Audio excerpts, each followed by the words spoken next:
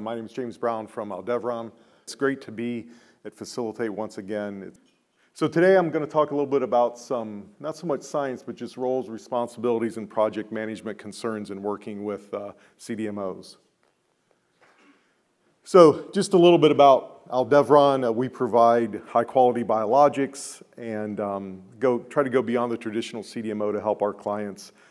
We can manufacture research grade through commercial lots. We've done a lot of work in the 20 plus years of the company's existence, and we have over 500 employees and growing very fast, like a lot of you in the room.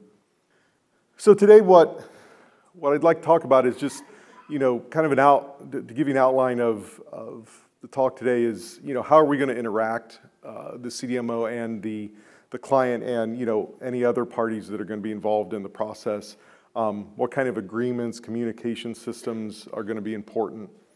What are we going to make? So the proposal process, the release specifications, which really define what it is that we're producing. And then how are we going to execute on the project? What are the roles and responsibilities? Who does what?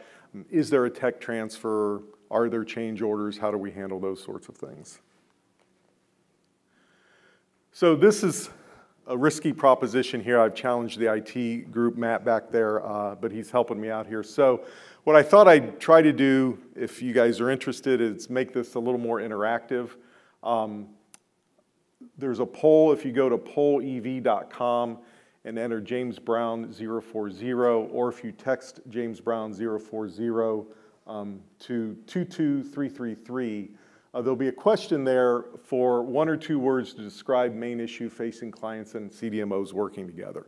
So if you're interested, go to that site, enter a word or two, and then my slide at the end, again, if all of this works, I haven't used this before, we'll have a word cloud of the responses and see what people think.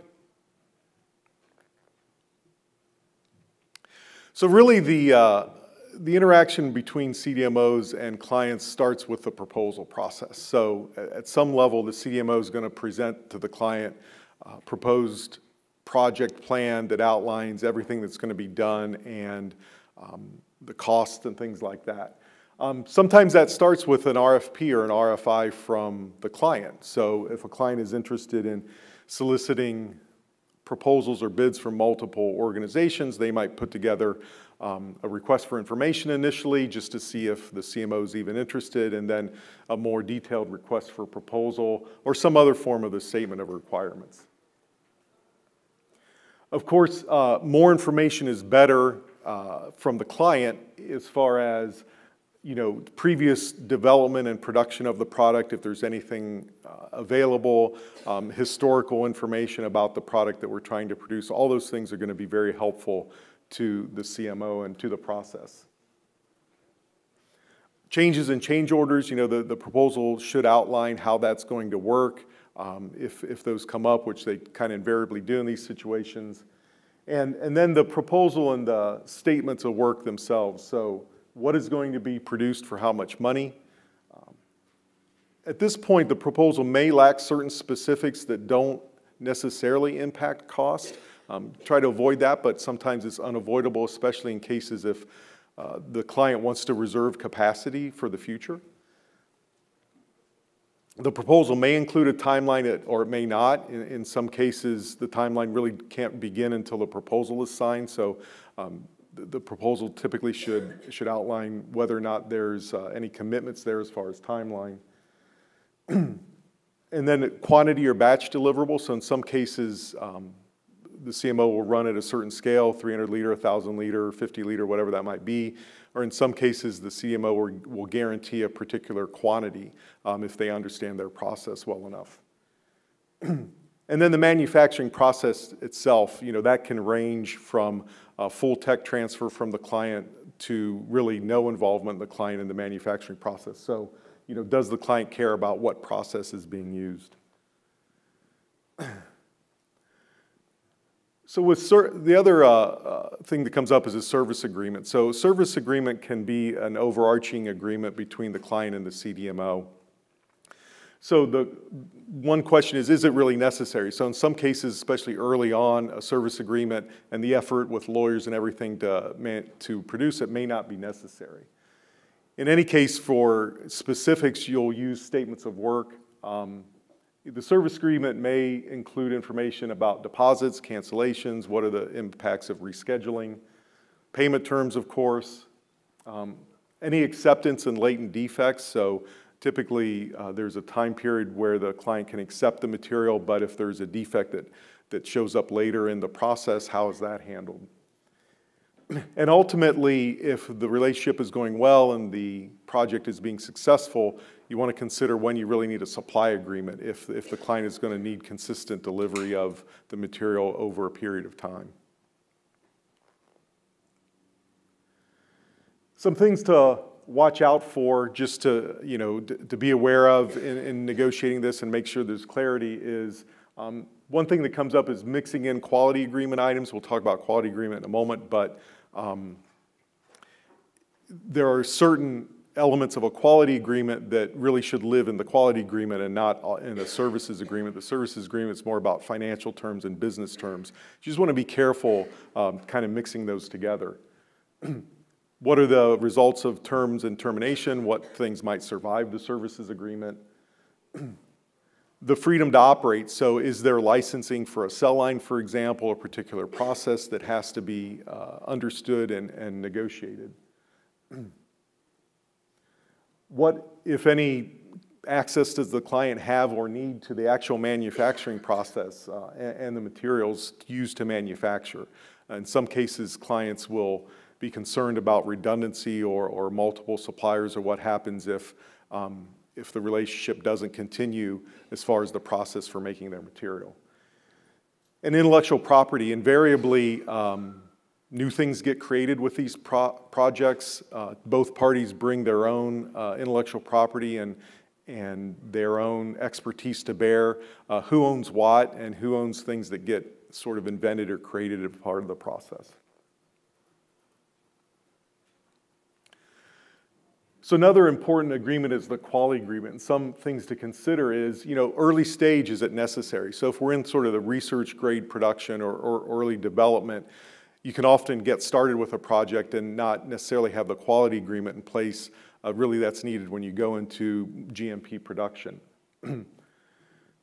Raw materials and tech transfer. Nowadays, I've heard stories of where, some critical components of the manufacturing process that the client is concerned about or aware of, they'll, I guess, hoard those or have their own supply of certain materials. And how does that work when ultimately the CDMO is releasing the material? So if there's raw materials and whatnot that they're getting from the client, how does that work as far as the quality goes?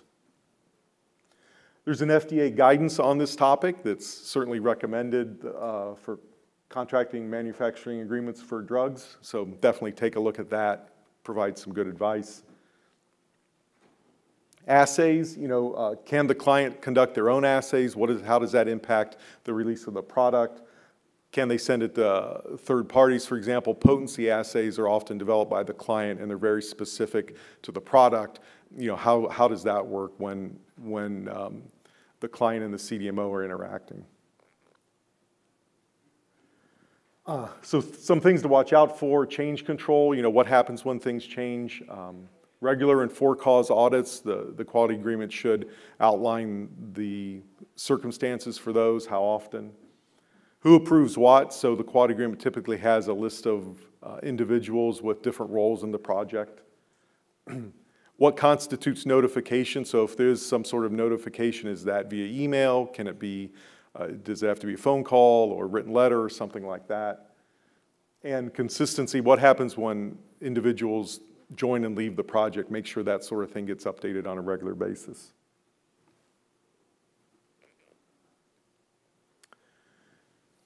And then all important through the process is communication, right? So, what is the meeting cadence? So is it every week, every other week?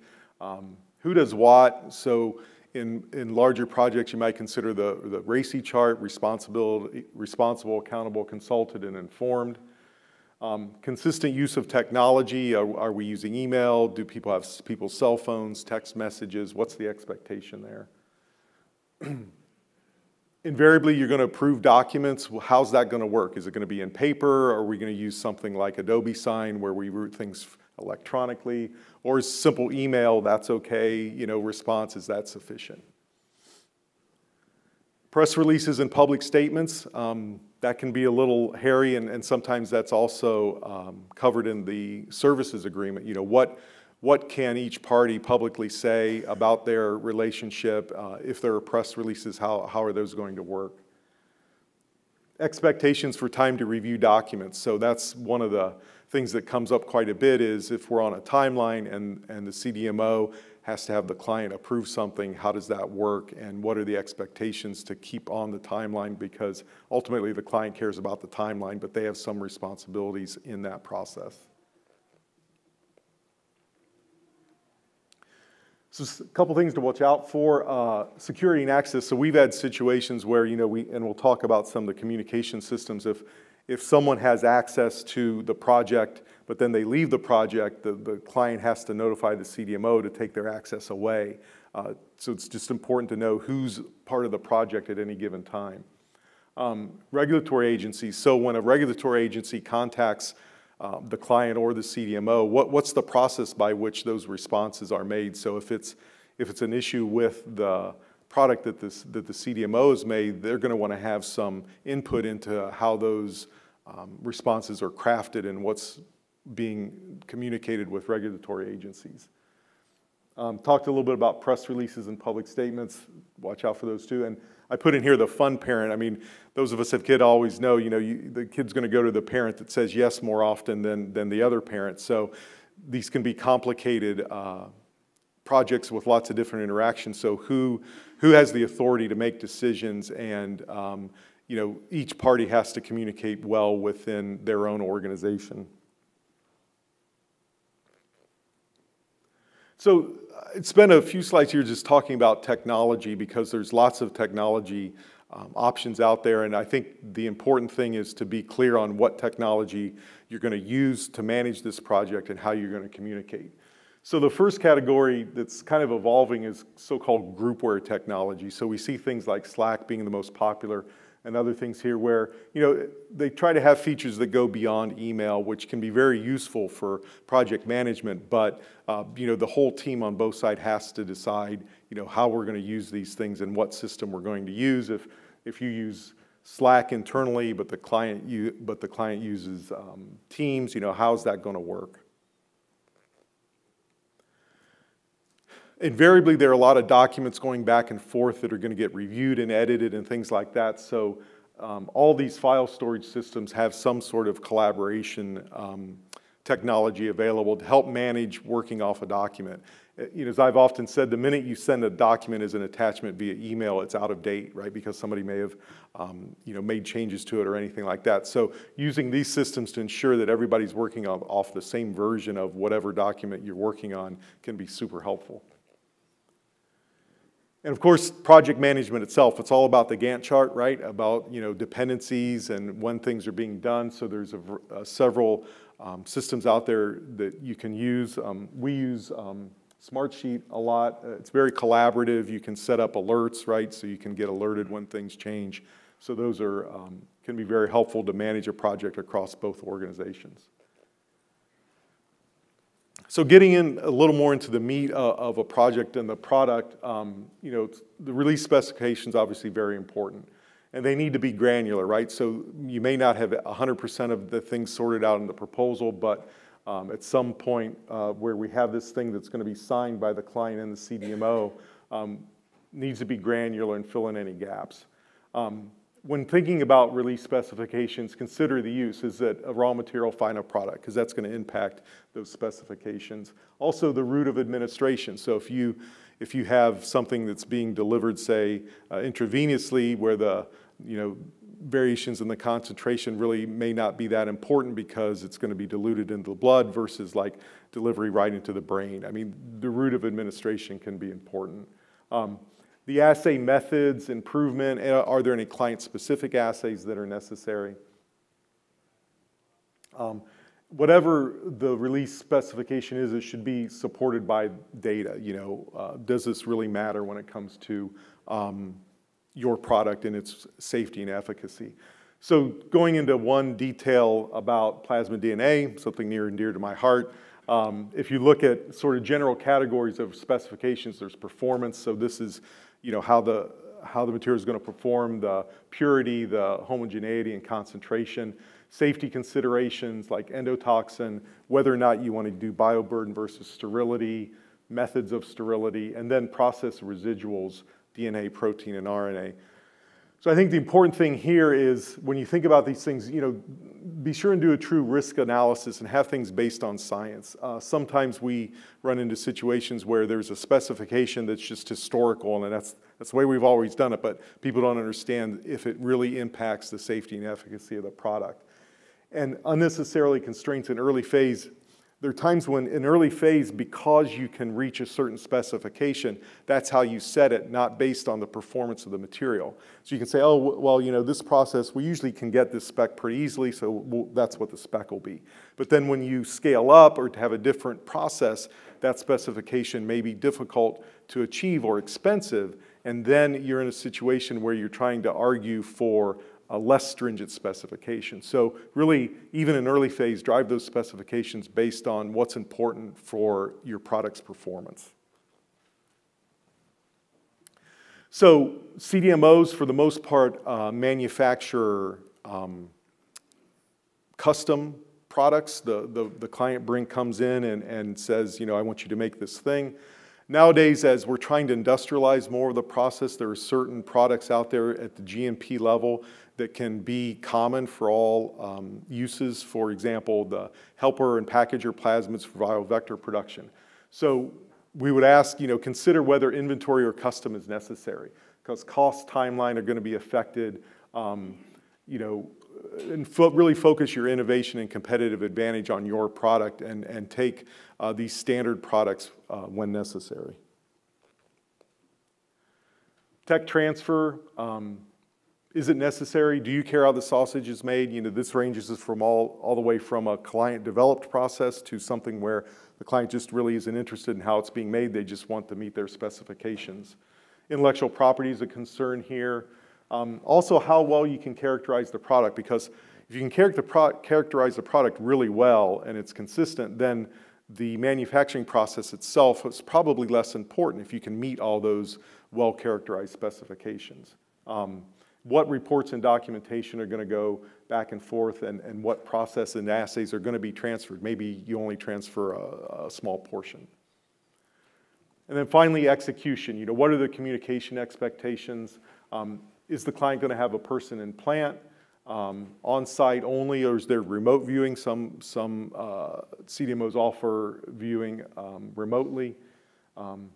What's the approvals for exceptions and deviations? In some cases, we've had the client be on site for the production he's kind of just hanging out in his hotel because he's really there just to deal with exceptions and deviations on a real-time basis.